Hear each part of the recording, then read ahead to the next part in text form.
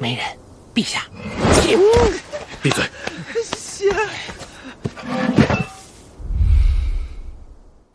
这就是你说的不足2000口，穷得连税都收不上来的桃源县。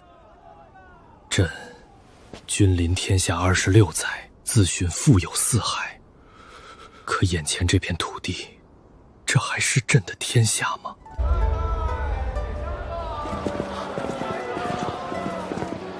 香姨子嘞，沾水一搓，满手败沫，洗得比枣豆干净10倍。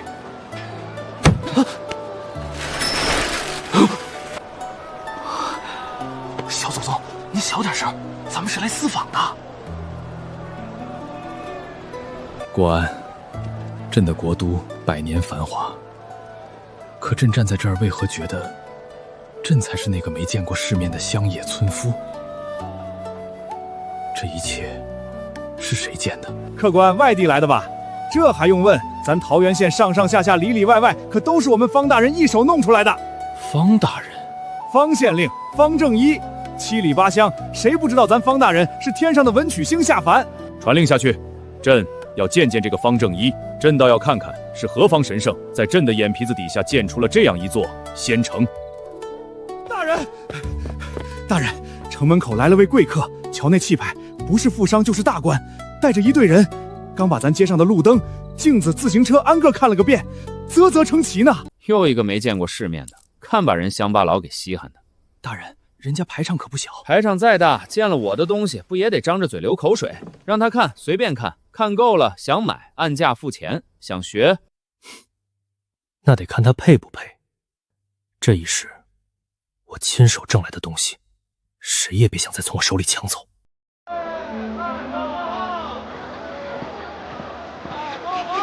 老爷，这都什么时辰了？他们不睡觉吗？睡什么觉？咱桃源县有灯，天黑了照样能做买卖。方大人说了，这叫夜经济，多挣1个时辰就多1个时辰的钱。那是何物？客官没见过吧？这叫桃源票，方大人发的，带着一串串铜板，多沉呐！揣张纸票，买东西一样使，丢了还能去衙门挂失。最要紧的是，这票拿到县库，随时能兑出等数的铜钱粮食，童叟无欺，所以大伙儿都认。老爷，此人非同小可。有间客栈，这名起的敷衍。客官有所不知，这是咱方大人亲自起的。方大人说了，名字越好记，生意越好做。您瞧，您这不就记住了？这客栈是官府开的？那可不，咱桃源县大买卖基本都是官营。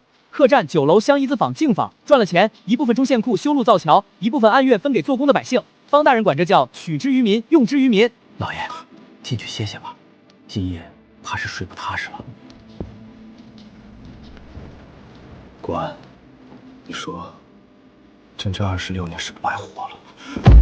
老爷折煞老奴了，你起来，朕不是自愿，朕是想，若我大景的每一个县都能变成桃源县，那会是怎样一番光景？这个方正一，朕必须把他攥在手里。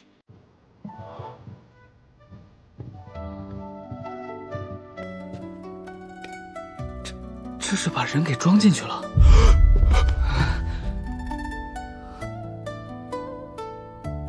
哎呦！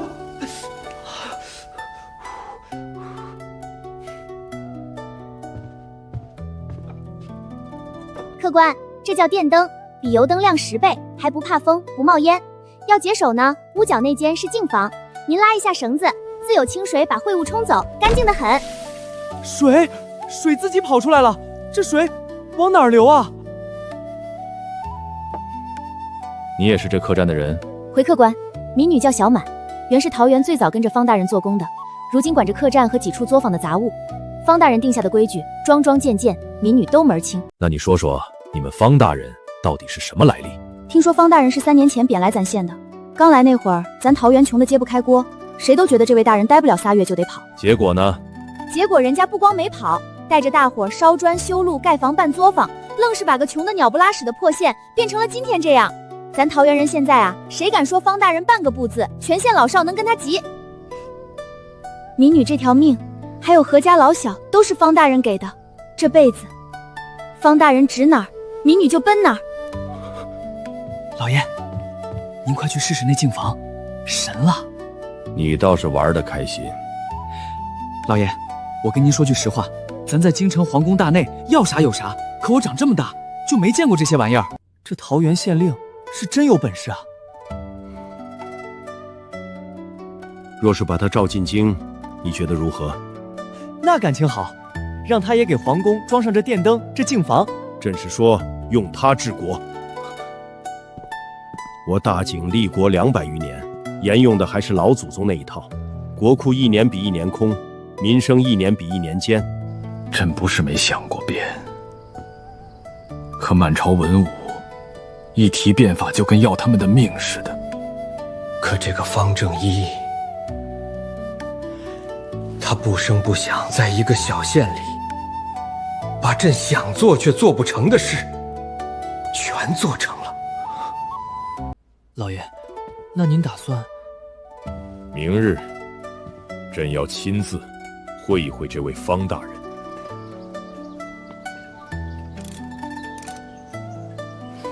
你就是方正一？找我啥事儿？排队了吗？我家老爷慕名而来，想见见你。看出来了，昨儿满街看新鲜的就是你们吧？像外地来的？听闻方大人大才，把一座穷县治理的胜过国都，老夫今日特来讨教。老爷子，你这气度不像商人啊。哦，那像什么？像当官的，而且是大官。瞧你这站姿、这眼神、这身边伺候的人，在京城没少作威作福吧？放肆！国安，无妨。方大人好眼力。嗨，混饭吃的本事。坐吧，大老远来的，聊聊。老夫只问一事：这满城的奇物，会发光的灯，自己流水的净房，纸做的钱，你是从何处学来的？自己琢磨的。这些东西，闻所未闻，见所未见，岂是凭空琢磨得出？那你说从哪儿来？老夫不信这是你一人之功，莫非你曾遇过仙缘，或得了那位异人那卷奇书的真传？仙缘个屁！我这身本事是拿命换来的。方大人，算是吧，一场天大的机缘，代价嘛，也大得很。行了行了，讨教完了吧？我这还忙着呢，县东头的水渠该清淤了，净坊又催着要新货。老爷子，你要真闲得慌，明儿跟我去县里转转，我让你看看什么叫真正的好东西。老爷，此人言语无状，目无尊卑，要不要？无状？国安，你看错了。这世上越是身怀绝技之人，越不屑于装腔作势。他越是这样，朕就越是要定了他。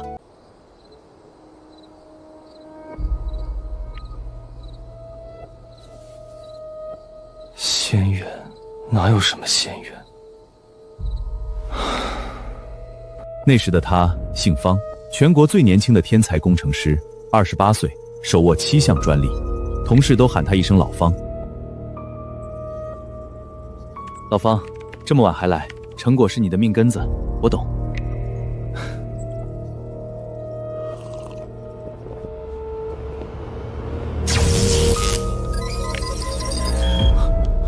陆岩，快断电！对不起啊，老方，这项技术，这家公司，还有你那7项专利，以后就都是我的了。你。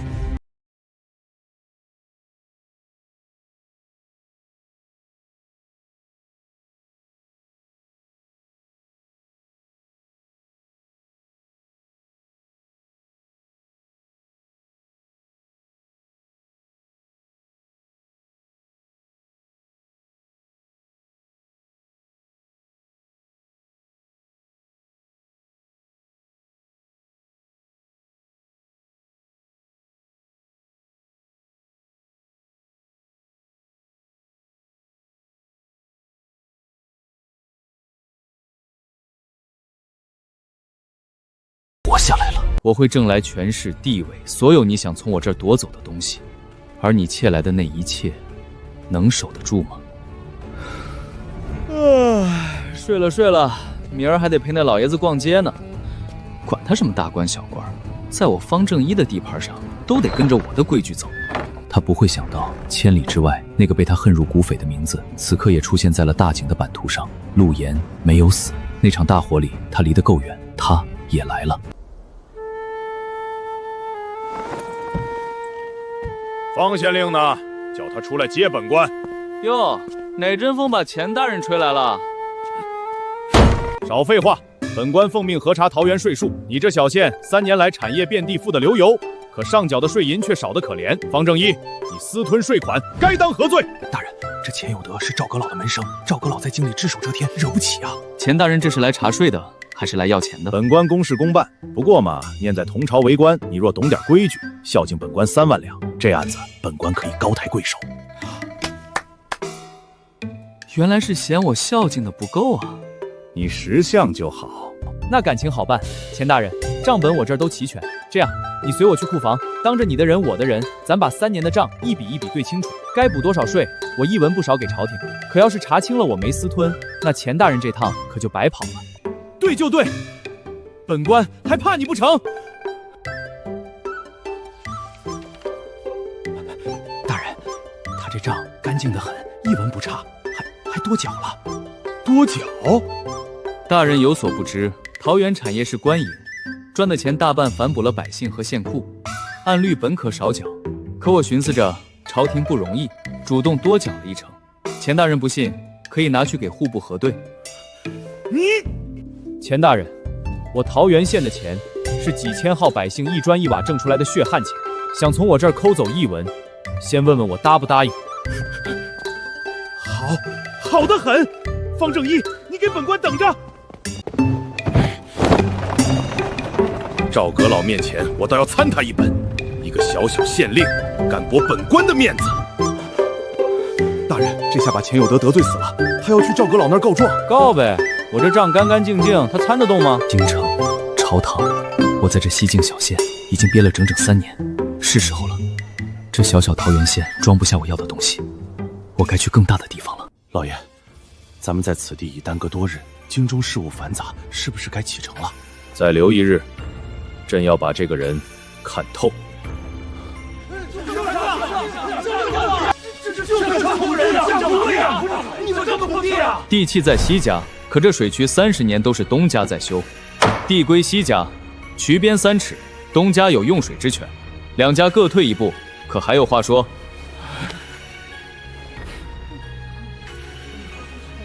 明断。这叫水利，水往低处流，白来的力气不用白不用，一架水车顶得上从前几10个人。小祖宗，那玩意儿能把您手卷进去？这桃源县处处都能要人命，又处处都神得很。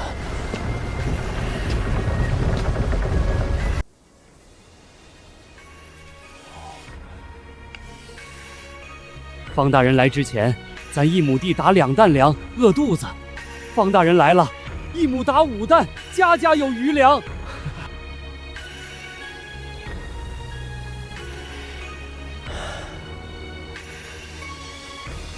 国安，朕今日算是真正服了。断案他比刑部明察，水利他比工部精通，农桑他比货部老道。这样的人才，若是放在朝堂，老爷，水车那边查过了，无碍。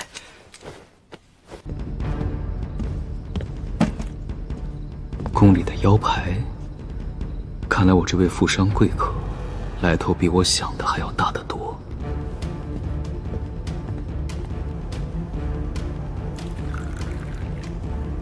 老爷子，咱打开天窗说亮话吧。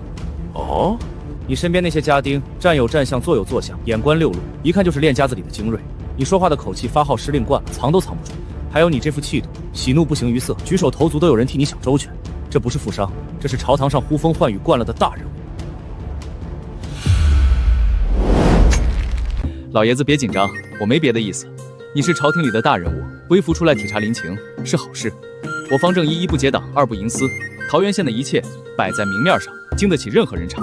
你来，我欢迎。你看，随便看。好，哈哈哈，好一个方正义！老夫纵横朝野半生，自问看人极准，今日才知什么叫真人不露相。方大人，老夫问你一句，你这一身经世之大才，困守着西京小县，不觉得可惜吗？可惜，我把一座穷县变成了桃源，让几千号人吃饱穿暖，住上好房子，这还不够？够。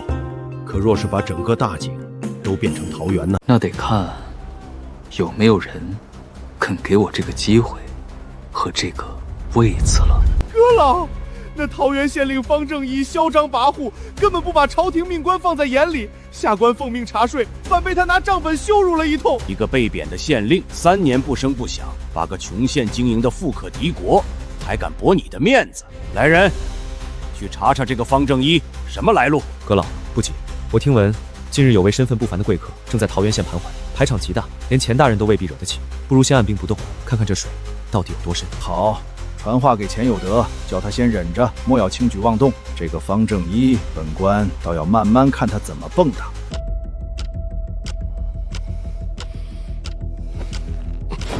整个大景的权势，我需要这个，不只是为了报复，更是为了那个人。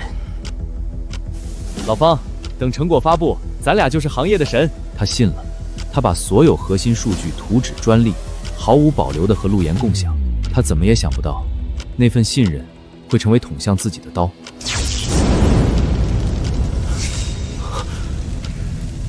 对不起啊，老方，这技术，这公司，你那7项专利，以后都是我的了。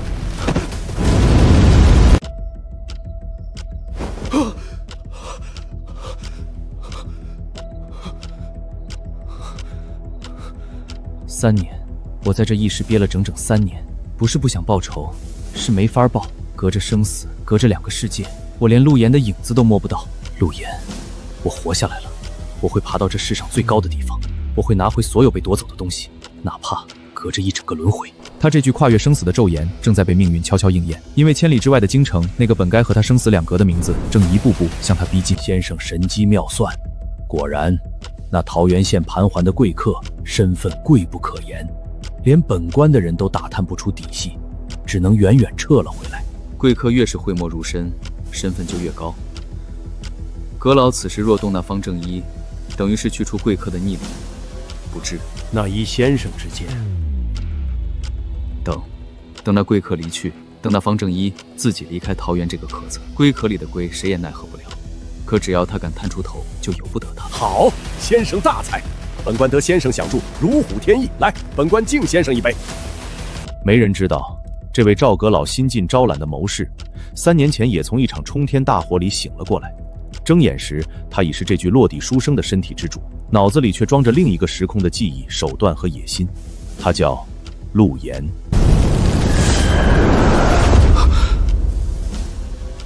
老方啊，老方，那么聪明的人可惜了。你要是不死，这个世界说不定还有点意思。他不会想到，那个被他亲手推入火海，本该灰飞烟灭的老方，此刻正在千里之外的桃源县，翻着他怎么也想不到的牌。2个跨越生死的仇人重逢，只是时间问题。方正一，有人举报你私造奇淫巧计，蛊惑人心，意图不轨。这些会发光的灯、自走的车，分明是妖物。来人，把这妖言惑众的反贼拿下！血口喷人，我家大人一心为住口！铁证如山，方正一，你还有何话说？钱大人，告我妖术之前，要不先说说你自己干净不干净？放肆！本官奉公守法。奉公守法？钱大人，你管的林府，这3年逃来我桃源讨生活的百姓有好几百户，他们为什么逃？我一户一户问过，一桩一桩记过。你巧立名目，横征暴敛，把多少人家逼得卖儿卖女，家破人亡，他们记得清清楚楚，还按了手印。要不要我当着这满县百姓一张一张念出来，说说你钱大人这些年都干了些什么奉公守法的好事？你血口喷人，是不是血口喷人？让他们说。是他，就是这个狗官。我家的地，我家的牛，全被他搜刮干净了。我闺女就是被他逼着卖掉抵税的。一派胡言！本官是朝廷命官，你一个小小县令，凭什么动我？大胆钱有德，还不跪下，恭迎吾皇圣驾！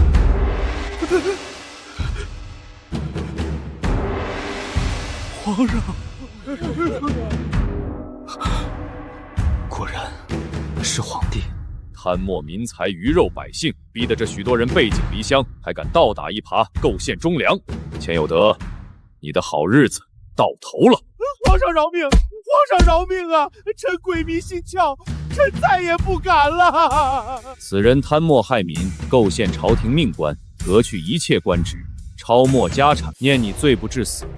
既然你瞧不上桃园的东西，那就留在桃园做个杂役，每日清扫这满城你看不起的道路。什么时候明白了民财二字怎么写，什么时候再说。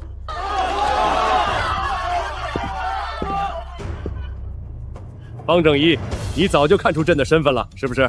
草民眼拙，只猜到是位大人，万没想到竟是天子亲临。还嘴硬！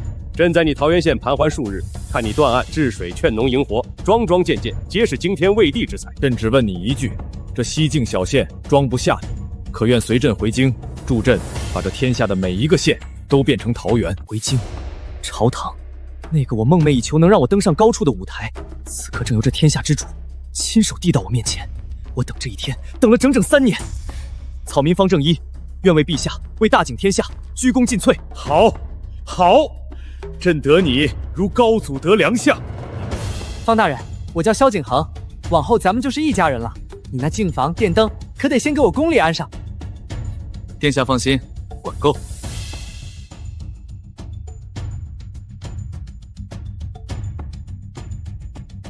小满，这只匣子是桃园真正的命根子，给我死死守着，谁来都不许打开，除非有一天我捎信回来，让你亲手送进京城。记住了。诸位爱卿，朕巡视西境，亲眼所见，一座穷得收不上税的小县，3年之间，路通粮足，民富，夜不闭户，胜过国都10倍。此皆方正一人之功，朕意已决，擢方正一为工部侍郎，即日起主持新政，将桃园之法推行天下。白参入3品，闻所未闻，成何体统？这位想必就是名动京师的方侍郎了。老夫赵崇久仰，方侍郎初来京城，人生地不熟，老夫略备薄酒，今晚在府上为侍郎接风，不知可肯赏脸？这老狐狸无事献殷勤。赵阁老相邀，敢不从命？这是鸿门宴，可我偏要去看看这京城最深的水里藏着些什么。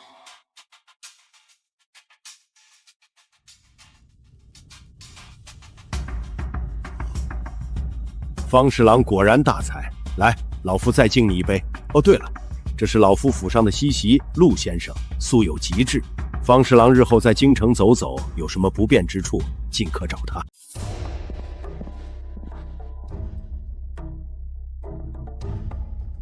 这张脸我不认识，可这个笑，这双即便换了一副皮囊，也藏不住那股阴鸷算计的眼睛。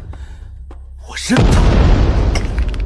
陆岩，不可能！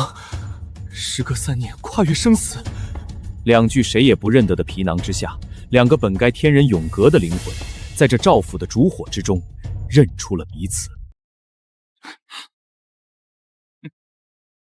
老方，真是你！我亲手送你上路的，你怎么会在这儿？你不也在？那把火，你以为烧干净了？老方，认命吧，在那边是我赢了，到了这边，你不过是个靠雕虫巧技被皇帝一时新鲜捧起来的暴发户，而我是阁老的座上宾。这朝堂的水深得很，你以为你爬上来了？我能把你从云端再推下去一次。哼哼，陆岩，你还是老样子。上辈子你靠偷靠骗，靠在背后捅刀踩着我往上爬，这辈子你换了张脸，干的还是这套下三滥的勾当。你这种人，这辈子下辈子都只配活在阴沟里。我告诉你我要怎么办，我不会要你的命，一刀杀了你太便宜了。我要光明正当的站在比你高的地方，我要让你眼睁睁看着你这辈子拼了命想偷想抢的所有东西，权势、地位、风光，我方正一一样一样堂堂正正，全都拿到手。我要你跪在地上，仰着头看着我赢，看着你这辈子一败涂地。好，好得很。老方，既然你想玩，我陪你玩。这京城会是你的葬身之地，那就走着瞧。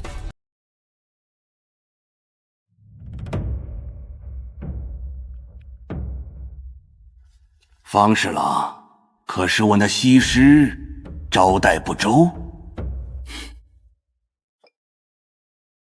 哪里？赵阁老的西施很有意思，有意思到我都想会会他背后的人到底有多大的本事了。这顿接风宴，宾主尽欢的表象下，三方的杀机已经悄然铺开。正一，来，朕给你引荐，这是朕的掌上明珠青瓷。臣参见公主。父皇，这就是您从乡下请回来的能人？我当是三头六臂的神仙，原来也就是个会捣鼓些奇淫妙术的工匠罢了。父皇为了这么个泥腿子出身的暴发户，竟亲自下乡，传出去也不怕惹人笑话。青瓷，不得无礼。公主说的是，臣确实是个工匠。不过公主可知，您此刻头上戴的这只琉璃簪，您梳妆用的那面能照见毫毛的镜子，还有您宫里那盏不用火亮如白天的灯，是哪个工匠造出来的？公主嫌工匠低贱，可这天下离了种地的工匠要饿肚子，离了织布的工匠要挨冻，离了臣这样的工匠，公主怕是连这亮堂日子都过不舒坦。你强词夺理！臣只是实话实说。公主金枝玉叶，自然瞧不上臣这双沾过泥、沾过油的手，可偏偏是这双手让几千号百姓吃上了饱饭。在臣看来，能让人吃饱穿暖的手，比那些只会吟诗作对却连五谷都分不清的手要金贵得多。父皇，我不舒服，先回去了。正一啊，青瓷这孩子被朕宠坏了，心高气傲。不过他不是坏心，就是嘴硬，能噎得住他的人，这满京城你还是头一个。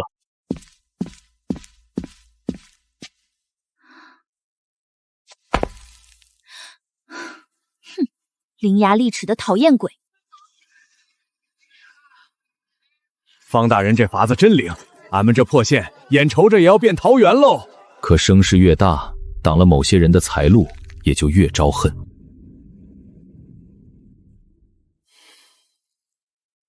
阁老，不能再等了。方正一这套东西，断的是天下世家豪族的根，再让他做下去，你我这样的人都要被他连根拔起。此人胜券正浓，又有太子相护，如何动得？硬动动不了，可若是让陛下亲手废了他呢？好一招借刀杀人，先生大才。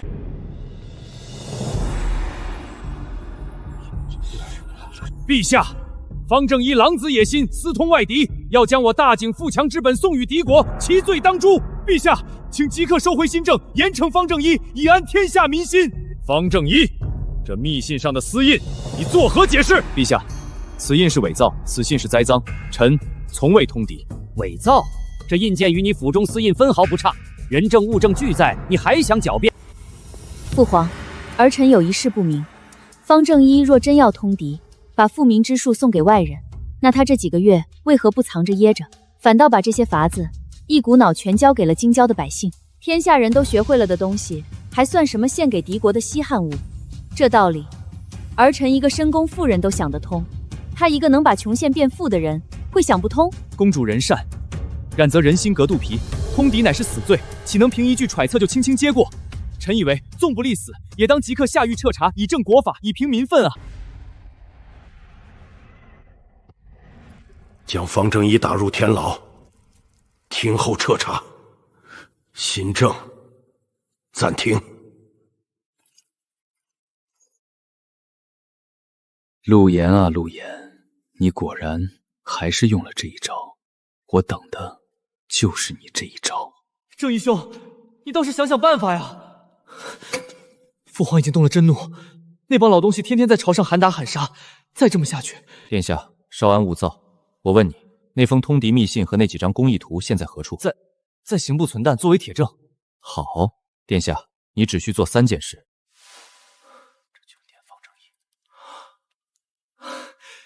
妙啊！我这就去办。重生以来，前世被构陷的教训刻骨铭心。我深知自己这一身奇迹害人，迟早遭人记恨陷害，所以从在桃园起，我就处处留了3道后手。其一，真正的核心工艺从不落于纸面，关键诀窍只存于他脑中。那封密信里附的工艺图样不过是漏洞百出的赝品。其二，他用的每一枚丝印都暗藏一道寻常匠人绝难复制的微技，伪造的印针看着分毫不差，那道微技假货绝仿不出来。其三，也是最关键的一招，离京前他已将桃园真正的核心工艺亲手写进密封存弹，交与最信得过的小满死守，只待有朝一日以真验假。那只木匣此刻正随着小满日夜兼程赶往京城。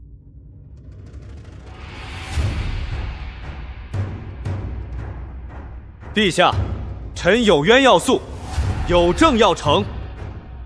回陛下，真印这道暗记清清楚楚，可这密信上的印没有，是仿的，伪造印证，栽赃陷害，此其一。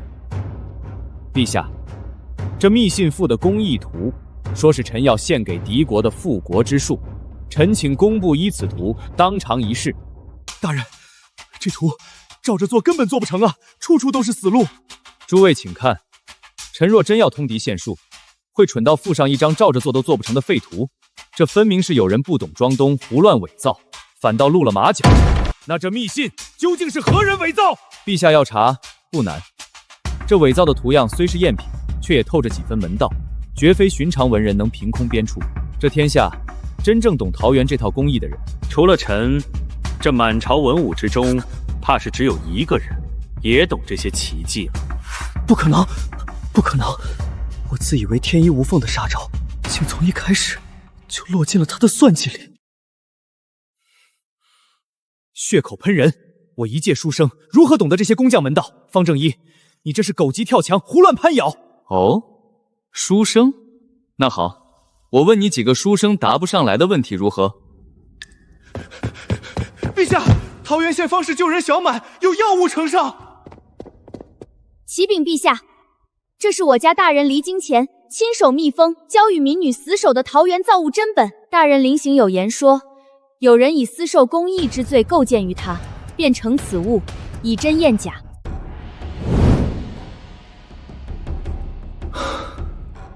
陛下明鉴，真术在此，从未离过臣的手。那封密信里所谓献给敌国的公义是假的，整封通敌密信都是伪造栽赃。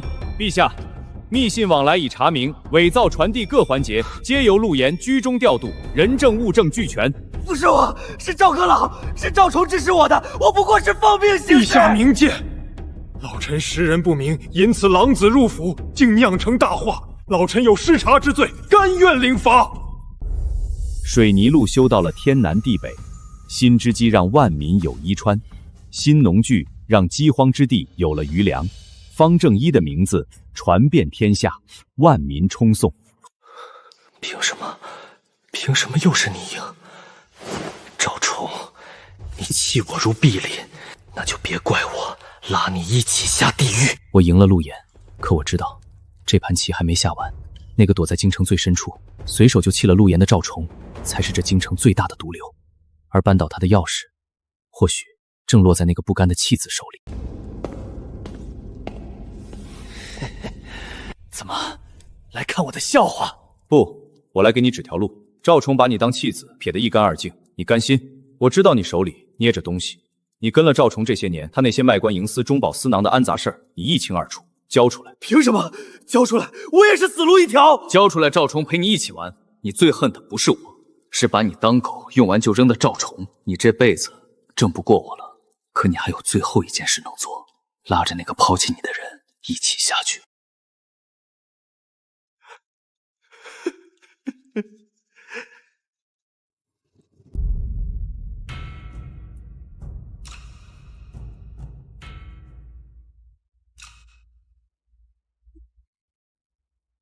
赵崇，朕待你不薄，你竟结党营私至此，构陷忠良，卖官鬻佐，贪墨赈银。你可知，你贪掉的每一两银子，都是灾年里本该救活一条人命的口粮。陛下，这都是陆延的贼子血口攀倒，老臣冤枉啊！陛下，下官早看赵崇行事不端，那年卖官的银子，下官亲眼所见。墙倒众人推，老夫经营半生，竟如此不堪一击。念你年迈，且为朝廷效力多年，革去一切官职，褫夺封爵，圈禁府中，永世不得出。其党羽，着有司一一清查。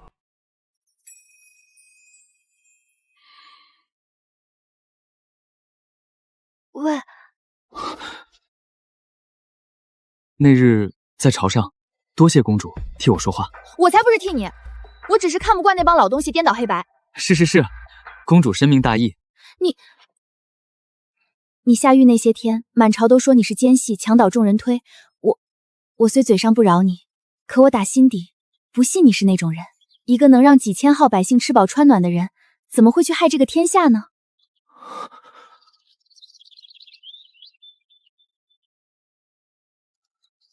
官，你说朕这个女婿，可还配得上朕的青瓷？